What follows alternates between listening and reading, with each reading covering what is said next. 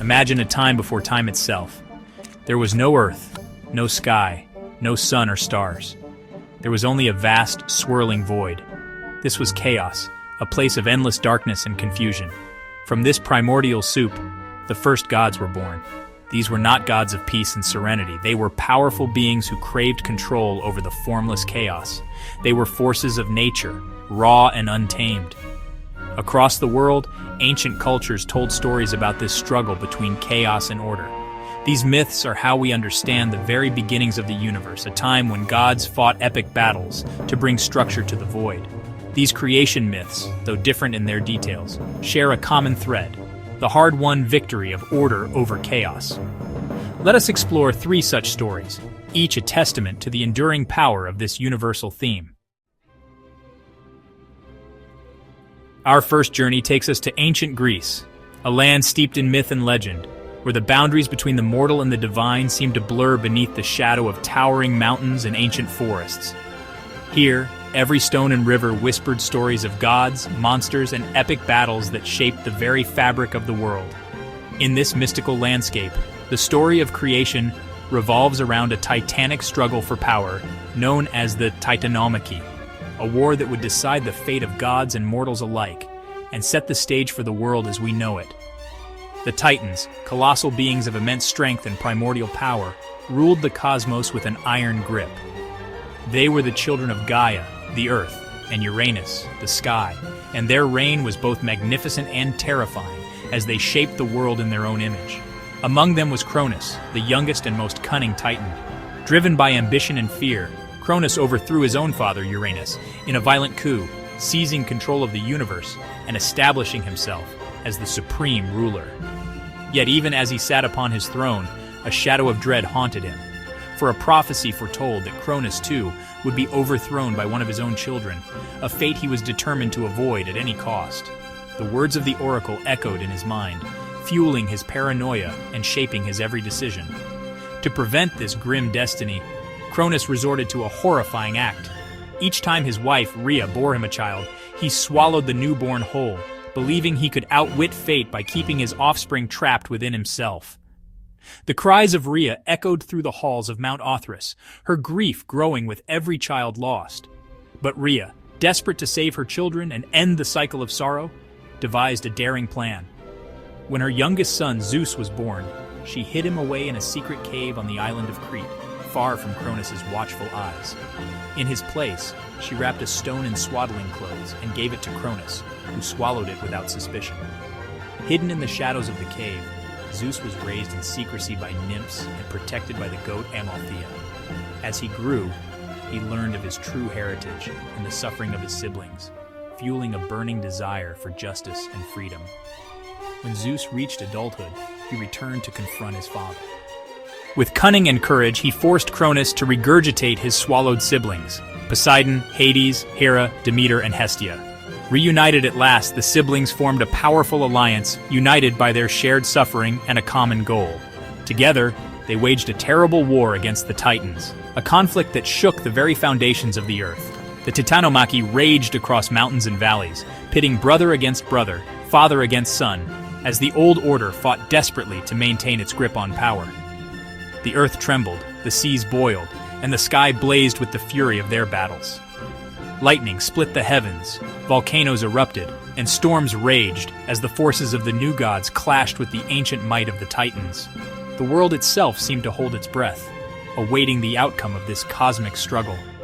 The war raged for 10 long years, a decade of chaos and destruction. Neither side could gain the upper hand, and the suffering of the world grew with each passing season. The fate of the cosmos hung in the balance, as hope and despair battled in equal measure. At last, Zeus sought the aid of the Cyclopes, master craftsmen imprisoned by the Titans. In gratitude for their freedom, the Cyclopes forged for Zeus his greatest weapon, the Thunderbolt, a force of unimaginable power. Armed with this divine gift, Zeus unleashed his fury upon the Titans, turning the tide of battle. Defeated and broken, the Titans were cast down into the depths of Tartarus, a dark and terrible abyss far beneath the earth. There, chained and forgotten, they would remain for all eternity, a grim reminder of the price of hubris and the relentless march of fate. With the Titans vanquished, Zeus and his siblings emerged as the new rulers of the cosmos. Together, they divided the world among themselves, bringing order to chaos and establishing the reign of the Olympian gods atop Mount Olympus. Zeus, the god of thunder and lightning, took his place as king of the gods, ushering in a new age of order, justice, and divine rule. The echoes of his victory would shape the destiny of gods and mortals for generations to come, marking the dawn of a new era in the mythic history of Greece. Our next tale takes us to ancient Mesopotamia, the legendary cradle of civilization, nestled between the mighty rivers Tigris and Euphrates. This land, rich in myth and mystery, was home to some of humanity's earliest cities and greatest stories. Among these stories, none was more powerful than the epic of Marduk, the heroic god who brought order to a universe born from chaos. The Babylonians revered Marduk as their protector, a divine force who shaped the world and established the laws of nature. In the beginning, before the world as we know it existed, there was only Apsu, the god of fresh water, and Tiamat, the primordial goddess of salt water and chaos. These two ancient beings drifted in the endless void, their waters mingling in the darkness. Apsu and Tiamat embodied the two fundamental forces of creation, order and chaos.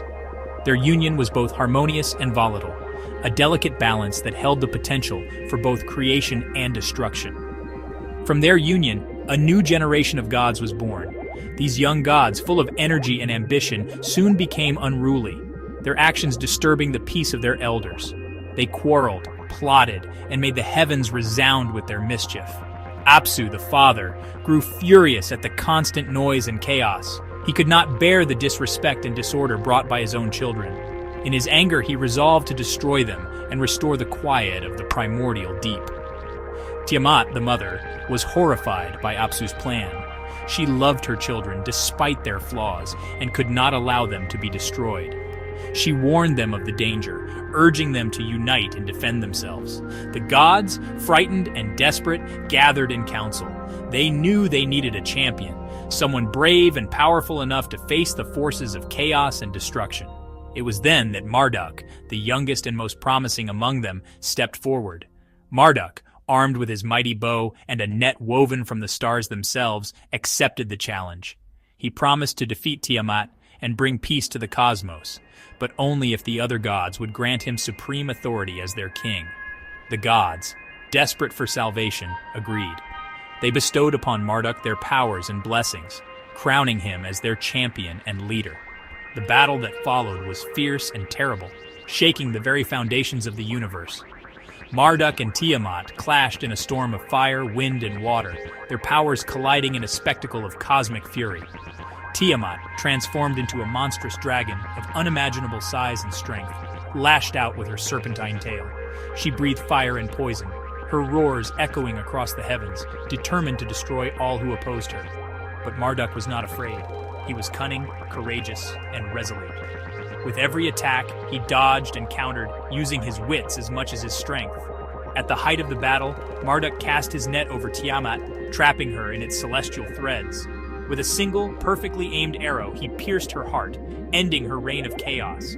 Then, with a mighty blow, he split her body in two. From Tiamat's lifeless body, Marduk began the work of creation. He stretched her vast form across the void, shaping the heavens and the earth from her remains.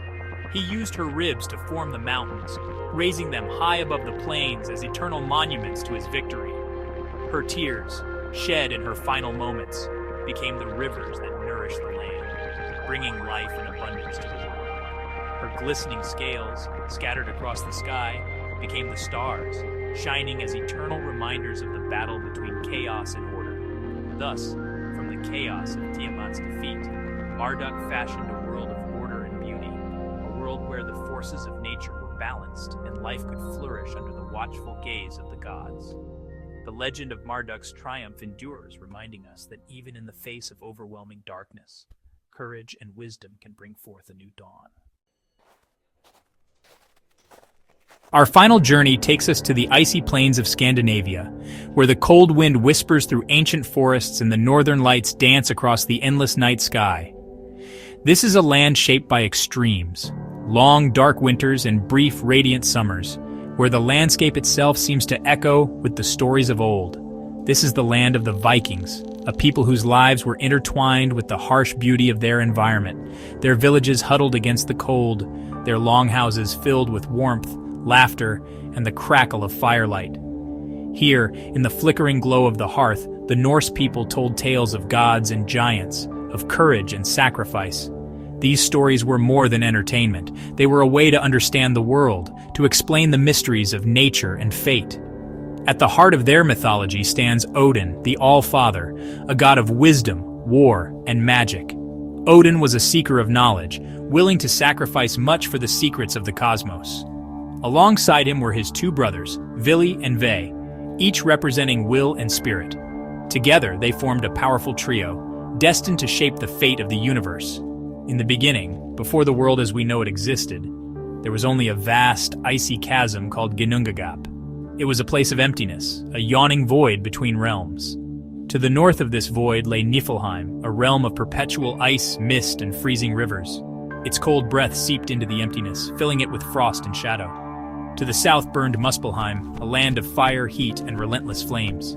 Its searing winds and molten rivers clashed with the cold, creating a place of constant tension. When the icy mists of Niflheim met the fiery blasts of Muspelheim in the heart of Ginnungagap, something miraculous happened. The collision of these primal forces gave birth to life itself, in the form of Ymir. Ymir was a giant of immense power, embodying the raw, untamed chaos of creation. From his sweat and body, other giants and strange beings emerged, filling the void with movement and noise. Odin and his brothers, recognizing the threat that Ymir and his offspring posed to any hope of order, knew they had to act. The world could not be built while chaos reigned. They confronted Ymir in a battle that shook the very foundations of existence. The clash was fierce and unrelenting, echoing through the void for 3 days and nights. At last, the brothers triumphed. Ymir fell, and with his death, the chaos that had ruled Ginnungagap was subdued, making way for something new. From Ymir's blood, rivers and oceans began to flow, carving paths through the emptiness and shaping the contours of the world. His flesh became the fertile earth, giving rise to plains, valleys, and forests where life could one day flourish. From his bones, the mountains rose, their peaks reaching toward the sky, forming the backbone of the land. Odin, not content with simply shaping the world from the remains of chaos, gazed upon his creation and saw that it needed more. It needed life, purpose, and spirit. He and his brothers gathered on the shore, where they found 2 fallen trees. With care and intention, Odin breathed life into them, while Vili gave them will, and Ve bestowed upon them the gift of speech and senses. From these humble beginnings, the first humans, Ask and Embla, were born. They became the ancestors of all humankind, living in a world crafted from the body of a giant. And so from the sacrifice of Odin and his brothers, a cosmos was born. A world of order, beauty, and life, rising from the ashes of chaos and destruction. The Norse creation myth reminds us that even in the harshest conditions, from the most unlikely beginnings, a vibrant world can emerge. It is a story of transformation, of hope, and of the enduring power of imagination to shape our understanding of the universe. These 3 tales, though separated by time and geography, speak to a universal human experience. The yearning for order in a chaotic world. They remind us that creation is rarely a peaceful act. It is often born out of struggle, sacrifice, and the triumph of will over chaos. The gods of these myths, though powerful, are not infallible. They are tested, challenged, and sometimes wounded in their battles against chaos. Their victories are hard-won, and their reigns are not always peaceful. But through their struggles, they give us something to aspire to, the courage to face our own challenges, the strength to overcome adversity, and the wisdom to build a better world from the ashes of the old. The echoes of these primordial battles reside within us all. Every time we strive for peace over conflict, for knowledge over ignorance, for justice over injustice, we are, in a way, reenacting these ancient struggles, playing our part in the eternal dance between chaos and order. And that, perhaps, is the most enduring legacy of these timeless myths.